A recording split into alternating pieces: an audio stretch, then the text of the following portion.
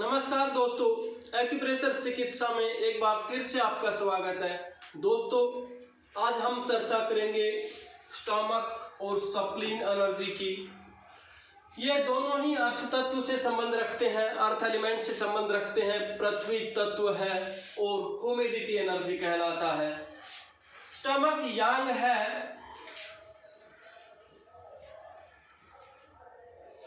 और स्प्लीन यीन है, दोनों ही पृथ्वी तत्व से संबंध रखते हैं। अगर स्टमक की एनर्जी में गड़बड़ हो जाए, स्टमक एनर्जी अनबैलेंस हो जाए, उसका बैलेंस बिगड़ जाए, तो यह सिम्टम्स आ सकते हैं। कमजोर नाड़ी होना यानी पल्स, जब हम नाड़ी चेक करते हैं तो धीमे धीमे से संपदन होना, येलो स्टूल यानी पीले कलर का मल आना, डकारें आना, चिंतित और दुखी रहना, हमें बिना कोई कारण के चिंता में डूबे रहना, दुखी रहना, अहंकारी होना और खोया खोया सा रहना, बिना कोई कारण से किसी से बात करने की इच्छा ना रखता हो, खोया खोया सा रहता हो, तो इस तरह के पेशेंट को हम स्टमक एनर्जी से संबंधित विकार बोलते हैं। आयुर्वेद की भाषा में विकार यानी कि उसकी एनर्जी का बैलेंस बिगड़ा हुआ है।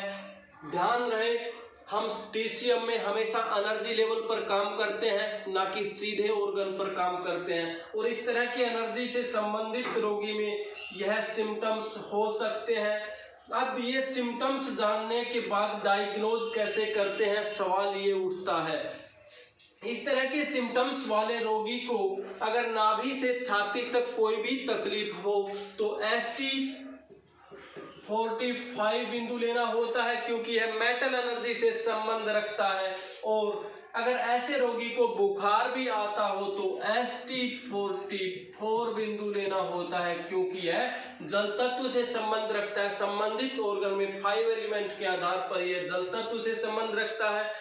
अगर ऐसे पेशेंट को जोड़ों में भारीपन हो, जोड़ों में दर्द हो, हाथ पैर भारी भारी से लगते हो, तो ST43 बिंदु को लेना होता है, क्योंकि यह वायु तत्व से संबंध रखता है।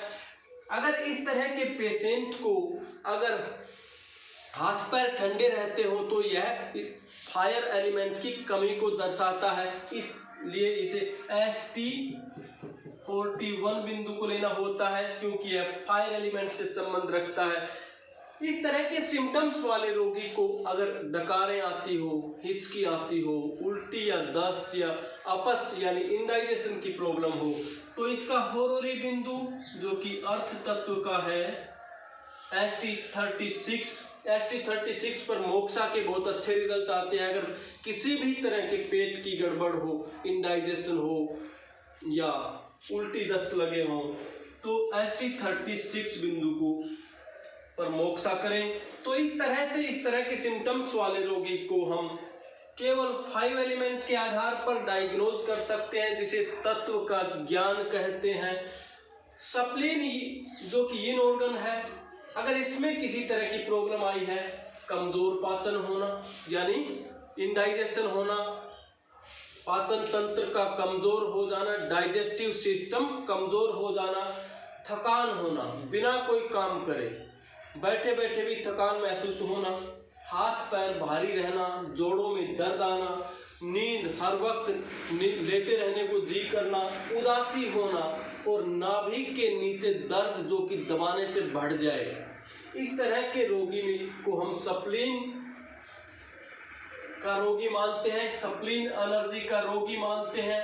अगर इस तरह के सिम्टम्स दिखाई दें पेशेंट के अंदर, किसी भी एक्यूप्रेशर चिकित्सक को पेशेंट को कम से कम 10-15 मिनट उससे बात करनी चाहिए, उसके सारे सिम्टम्स जानने चाहिए, उसके एनर्जी लेवल को पूरी तरह से जानना आवश्यक होता है, तभी डायग्नोज हो सकता है। अब पेशेंट को हम सारी बातें पूछेंगे तो ये बातें उभर के अगर आती है तो वह स्प्लीन का रोगी कहलाता है। अगर ऐसे रोगी को मूवमेंट की कमी हो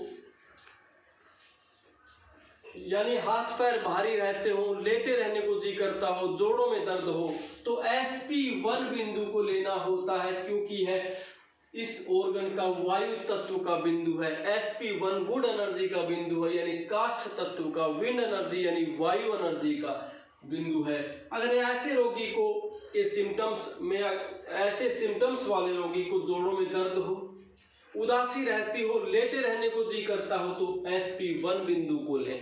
ऐसे रोगी को अगर हाथ पैर ठंडे रहते हो तो उसमें फायर के बिंदु को लेना होता है, SP2 बिंदु को लें।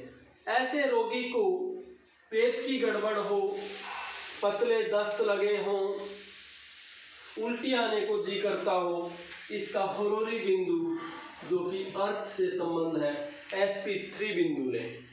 ऐसे रोगी को खांसी भी आती हो, छाती में भारीपन हो, कफ का रोगी हो तो मेटल का बिंदु लें, SP5।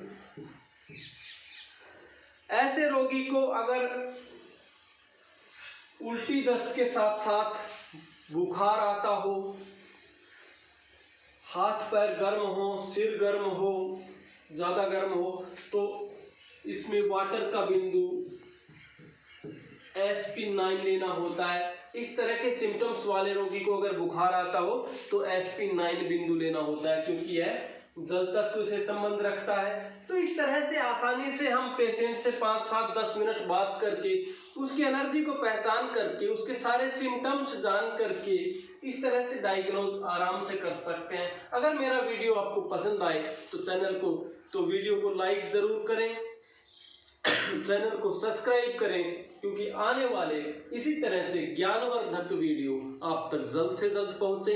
धन्यवाद, नमस्कार।